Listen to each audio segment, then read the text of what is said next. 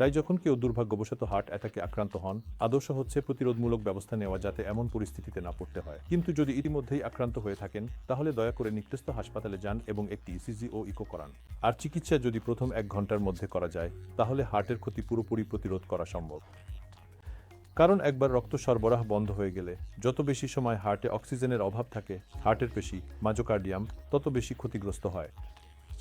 আপনি যদি প্রথম 1 ঘন্টার মধ্যে কাছাকাছি কোনো ডাক্তার বা হাসপাতালে যেতে পারেন এবং যে কোনো উপায়ে ওষুধের মাধ্যমে বা প্রাইমারি পিসিআই করে রক্তনালী খুলে দিতে পারেন, তাহলে হার্টের পেশি বাঁচানো সম্ভব। এ কারণেই আমরা প্রথম 1 ঘন্টাকে গোল্ডেন আওয়ার বা সোনালী সময় বলি। আর আপনি যদি প্রথম 1 ঘন্টার মধ্যেই যান, তাহলে সম্ভবত হার্টের বেশিরভাগ ক্ষতি প্রতিরোধ করা যায়।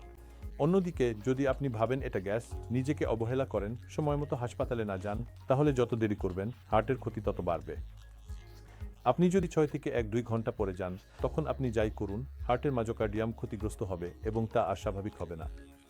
তাই সবসময় আমাদের প্রথম চিকিৎসা সম্পর্কে সচেতন থাকা উচিত। যেমন ওষুধ, এখনকার দিনে অ্যাসপিরিন, ক্লোপিডোগ্রেল বা টিকাগ্রেলর, এগুলোর সঙ্গে স্ট্যাটিনও খাওয়া উচিত।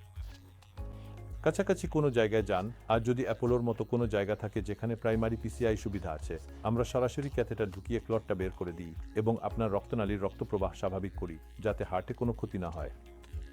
যদি সেই সুবিধা না থাকে, তাহলে টেনেক্টেপ্লেস আরেকটি ওষুধ, যেটা যে কোনো ছোট ক্লিনিকেও নিরাপদে আইভি ইনজেকশনের মতো দেওয়া যায়।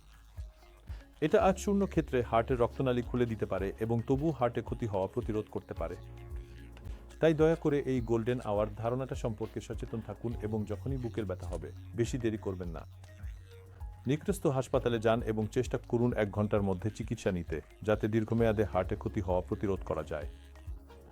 তাই আপনি যদি এটি অনুসরণ করেন, তাহলে সম্ভবত হার্ট অ্যাটাকের পরও যদি হার্টে ক্ষতি না হয়, আপনি এখনও স্বাভাবিক জীবনযাপন করতে পারবেন। তাই এই গোল্ডেন আওয়ার সম্পর্কে সচেতনতা সবচেয়ে গুরুত্বপূর্ণ।